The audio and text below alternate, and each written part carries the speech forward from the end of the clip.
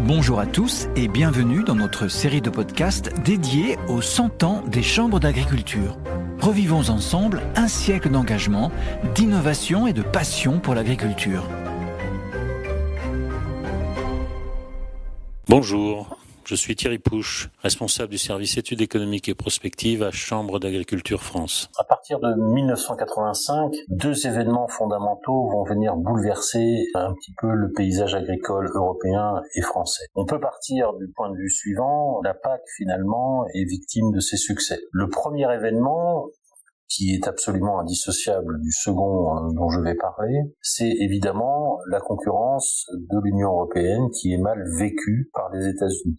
La baisse des parts de marché des États-Unis est ressentie comme une provocation, à tel point que les États-Unis engagent des négociations au GATT, l'ancienne OMC, estimant que pour la première fois dans l'histoire de cette institution, qui a été créée en 1947, il est nécessaire de traiter le secteur agricole dans sa globalité. Donc un long cycle de négociations agricoles multilatérales va s'engager. Les autres secteurs vont être évidemment concernés. Entre 1986 et 1994, 8 longues années vont être nécessaires pour aboutir à un consensus et à un accord multilatéral, en particulier sur le secteur agricole. Il s'agit, selon les États-Unis, mais d'autres pays vont les rejoindre, comme l'Australie, le Canada, le Brésil. Il s'agit pour l'Union européenne d'être en mesure de diminuer les soutiens internes et de diminuer les soutiens externes et d'ouvrir son marché intérieur à des productions en provenance de ces pays-là.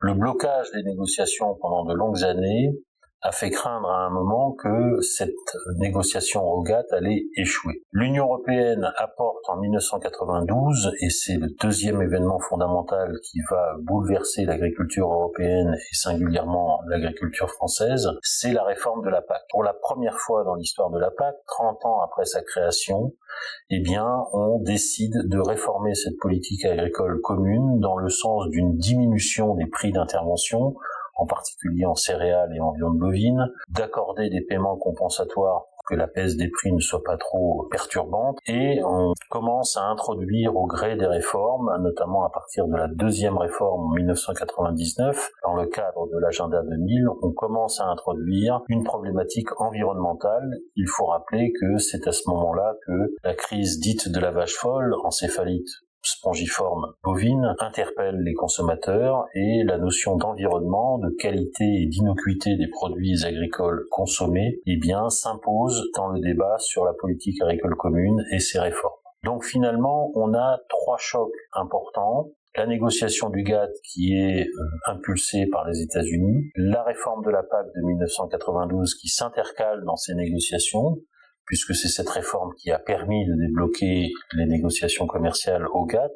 Et ensuite, on rentre dans un cycle de négociations qui vont aboutir au sein de l'Union européenne à une succession de réformes à peu près tous les 6 ans et aboutir finalement à une reconfiguration de l'agriculture européenne. Il faut préciser également que les négociations du GATT, avec les accords de Marrakech en 1994, donc ça fait 30 ans, crée l'Organisation mondiale du commerce qui se substitue au GATT, cet accord général sur les tarifs et les échanges. L'OMC est aujourd'hui, depuis cette époque, l'institution internationale qui est en charge des négociations commerciales sur les échanges de marchandises, de services et sur les négociations sur les normes